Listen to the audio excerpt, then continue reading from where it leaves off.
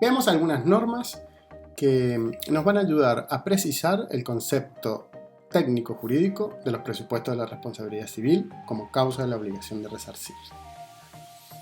Hemos mencionado que los presupuestos se dan en la situación fáctica que analizamos, es decir, algo que ocurrió en los hechos, y que analizando los hechos tenemos que poder encuadrar estos hechos en los conceptos de daño, factor de atribución, antijuricidad y relación de causalidad. Consultemos algunas normas, las más generales respecto de cada uno de los presupuestos. En primer lugar, consultemos el artículo 1737 del Código Civil y Comercial de la Nación, que dice que hay daño cuando se lesiona un derecho o un interés no reprobado por el ordenamiento jurídico. Esto nos da una noción de qué quiere decir daño, y podemos decir que según este texto es una lesión a un derecho o a un interés que no está reprobado. Pero el 1739 nos agrega lo que se llaman los requisitos del daño. Si bien el 1739 contiene en su texto algunas cosas que no podemos calificar de requisitos, como por ejemplo dice que para que proceda la indemnización debe existir un perjuicio directo o indirecto, actual o futuro. Esta parte del texto no refiere a requisitos del daño, sino que está haciendo una clasificación.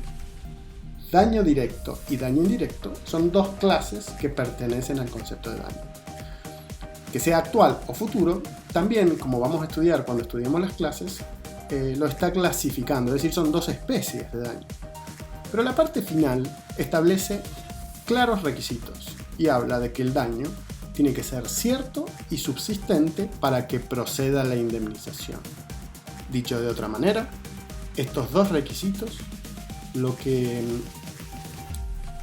hacen es señalar cuando el daño es resarcible, y esta es nuestra palabra clave.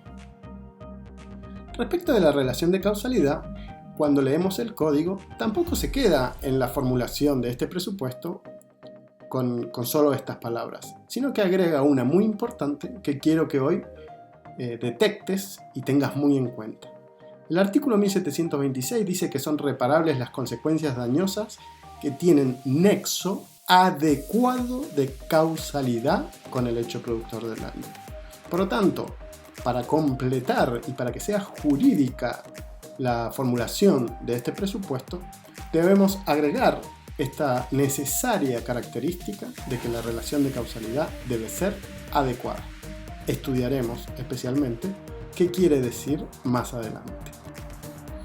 Si miramos la antijuridicidad, entendida por todos nosotros desde que empezamos a estudiar por contrariedad con las normas del ordenamiento jurídico, veremos que en 1717 no se queda en solo considerar una contrariedad, sino que toma posición respecto de una situación, acción u omisión de que se haya causado un daño a otra persona.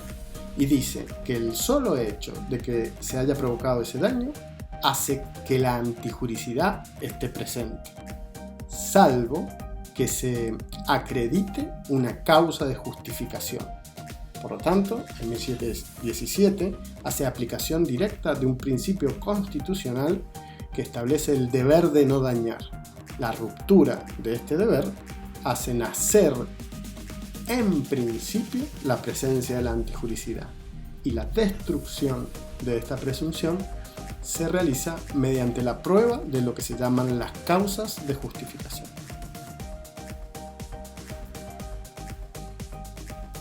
El factor de atribución no está definido en el Código Civil y Comercial de la Nación, pero la mayoría de la doctrina está conforme en que una forma de conceptualizarlo es a través de este concepto. El factor de atribución es un motivo suficiente para que las consecuencias económicas del daño sufrido por una persona sean trasladadas a otra. Fíjate cuánto en común tiene con la definición misma de la responsabilidad. La diferencia está en las palabras resaltadas en verde.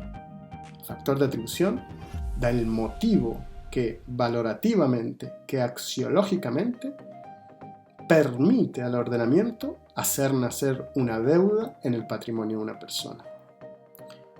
es un contenido axiológico, es decir, de justicia, y justifica todo el sistema. Esta es la importancia que todos los autores señalan, que en los supuestos especiales de responsabilidad, el factor de atribución nos brinda el fundamento mismo de la responsabilidad civil. Si modificamos nuestra pantalla inicial y le agregamos las características de los textos de las normas analizadas, podemos reformular y pensar los presupuestos como un análisis de una situación de hecho que nos permite decir que se presenta una lesión a un interés lícito resarcible, es decir, que cumple con los requisitos exigidos para que proceda su indemnización.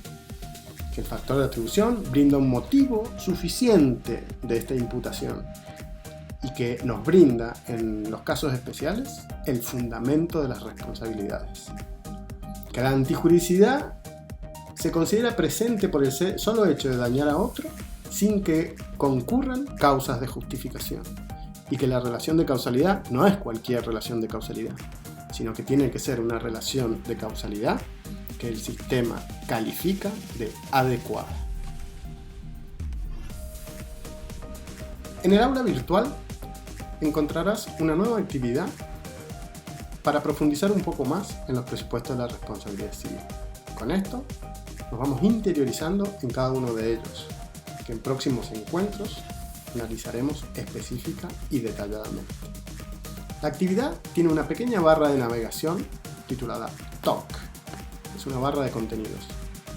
Puedes navegar a través de ella solo haciendo clic en cada uno de los ítems y te permitirán pasar de una pantalla a la otra, en las cuales te propongo algunos textos breves para leer y algunas actividades que podrás resolver con la mera consulta de los artículos del código.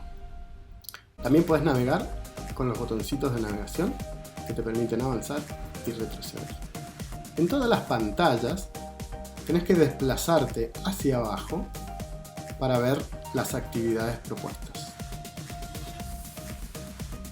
Las actividades propuestas en este material que te he dejado en el aula virtual no llevan evaluación. Son actividades orientadoras para que te faciliten la consulta de estas normas, que son muy importantes de conocer a la hora de iniciar el estudio que estamos haciendo.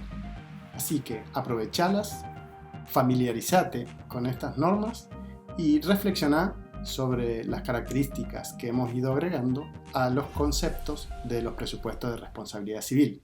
Y nos vemos en el próximo encuentro.